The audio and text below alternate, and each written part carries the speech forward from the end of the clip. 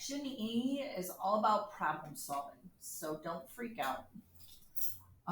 First of all, I want to talk about elevation and depression. This uses a building, but I would say, oops, let's use a stick person. So I'm going to talk about line of sight. When you look straight ahead, that's your line of sight. Okay. If you look up, this is elevation. And if you look down, that's depression. So elevation is up and depression is down. So the key is going to be setting up your picture correctly, starting, and your picture is going to be everything. Okay. So we have a tree. And the shadow is 12.4. So say that our sun is shining. Here's my shadow. It's kind of sloppy. Okay. The shadow is 12.4. The angle of elevation looking up is 52. Find the height of the tree. All right, so typically with depression and elevation, a lot of times it ends up being tangent because that's your opposite and the shadow is your adjacent. Here's your right angle. So we have tangent of 52. Remember, we always put tangent with the angle equals my opposite, which is the height of the tree, over the adjacent. How do I get h by itself?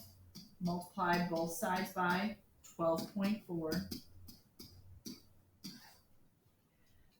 And plug that into your calculator. And h equals 15.9 meters. Always make sure 3 sig figs and label your answer. Okay, we have a roof structure. Find the pitch. So the pitch is how steep the roof is. So they want to know what this angle of the roof is. So in order to do anything in this chapter, we have to have a right angle. So the fact that these are congruent sides will help us because I need to know the length of the base of the roof. Now, if it's 13 for the house, half and half is 6.5 and 6.5. But notice this little extra piece here is an extra meter. All right, pretend that's a right angle. So altogether, this side is 7.5 and this is 8.7. We want to find that angle, the pitch of the roof. How steep is the roof? All right, so this would be my opposite, adjacent, hypotenuse. So AH is cosine. If you don't know the angle, just use theta as your variable. Every time I'm going to use theta. Equals cosine is adjacent over hypotenuse.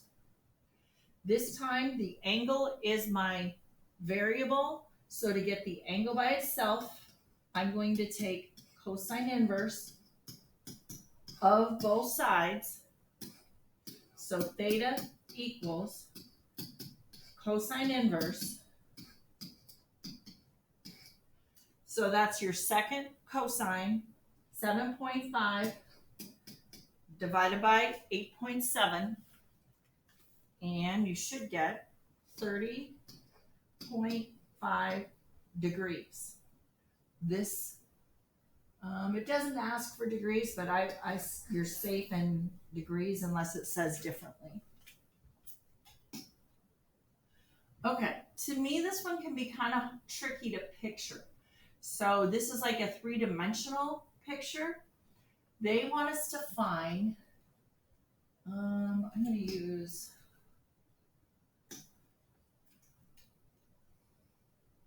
See how this is going from corner to corner from all three dimensions, all right? So it's kind of like it's slicing it going through the middle of the rectangular prism. Okay, so in these three lengths, I can find this length pretty easily because that's just the flat side here on this, the face of that side.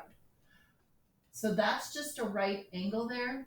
And so I can find side AC because AC squared equals 6 squared plus 11 squared. Just use your Pythagorean theorem.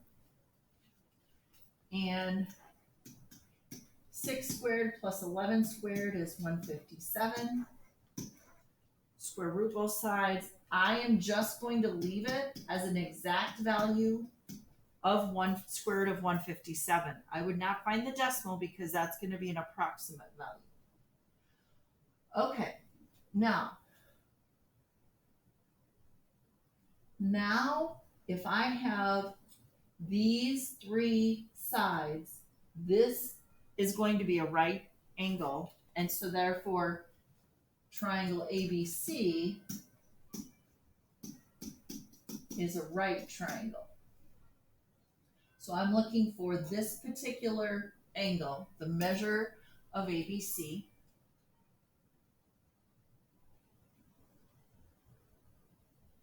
And I know that this side is 14.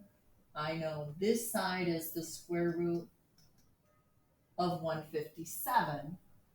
Oh, I need a BC. My bad.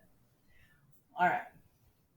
So if this is my opposite and this is my adjacent, I know I have tangent of my angle equals the square root of my opposite over my adjacent. So I'm going to do tan inverse to find my angle. So theta equals tan inverse.